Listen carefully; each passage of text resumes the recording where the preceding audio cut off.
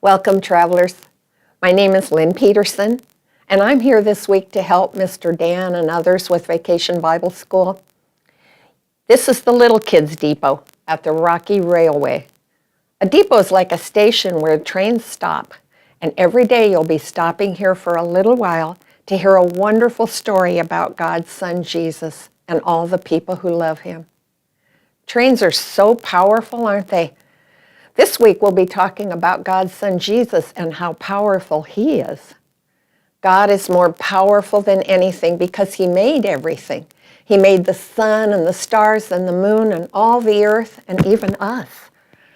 This week we get to celebrate the mighty power of God's Son Jesus and all the ways He takes care of us. Each day we're going to have a Bible verse we can learn. And today's comes from Philippians 4 in our Bible. And it says, I can do all things through Christ who gives me strength. Can you do those actions with me? I can do all things through Christ who gives me strength. Now say it with me. I can do all things through Christ who gives me strength. Good job. The Bible tells us real stories about real people. It's God's special book to help us learn about Him and His Son. Today we're going to learn that Jesus' power helps us do hard things. And when you hear this Bible point that I'll be doing every day, I want you to reach up and pretend that you're pulling down on a train whistle. And here's my train whistle. But rather than making a noise, you're going to say, trust Jesus. And you're going to say it nice and loud. Can you say that with me? Trust Jesus. So here's the Bible point for today. Jesus' power helps us do hard things. Trust Jesus. Good. The book of Acts in the Bible tells us lots of stories about the people of the early church.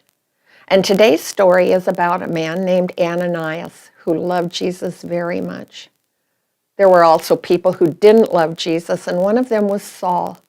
And he was so mean to Jesus' friends, he even put them in jail. One day, Jesus spoke to Ananias, and he said that he wanted him to go see Saul and help him. And Ananias says, but Lord, I've heard bad things about Saul and how terribly he treats your friends. Jesus said it would be okay. He would help him, and he had big plans for Saul. Ananias thought about it, and he knew that Jesus' power helps us do hard things. Trust Jesus. Good.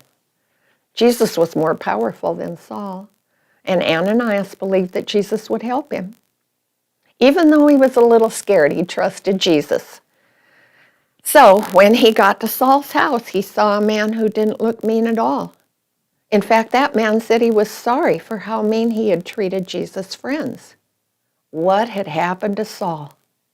Well, Saul had been walking down the road one day with his friends, and all of a sudden a bright light shone on him, and it was so bright it blinded him and he couldn't see, and he fell to the ground. And then he heard the voice of Jesus saying, Saul, why are you trying to hurt me? And Saul said, who are you? And Jesus said, I'm Jesus, and when you hurt my friends, you hurt me. Jesus also told Saul that the men that he was with should take him back to the city, and he should wait there for someone to come and tell him what to do. When Ananias got to Saul's house, he said, Saul, Jesus who talked to you on the road has sent me to pray for you so you can see again. And Saul's blindness was taken away, and he was able to see. After that, Ananias told Saul everything about Jesus, and Saul became Jesus' friend too. Saul asked then that people would start to call him Paul because he didn't want to be mean Saul anymore. It was hard for Ananias to go see Saul, but he knew that Jesus' power helps us do hard things. Trust Jesus. Paul became one of Jesus' friends, and he told people for the rest of his life about Jesus and His power and His love. We're going to learn more about Paul tomorrow, and we'll also continue to learn that Jesus' power helps us do hard things. Trust Jesus. I'll see you tomorrow, travelers. Have a good day.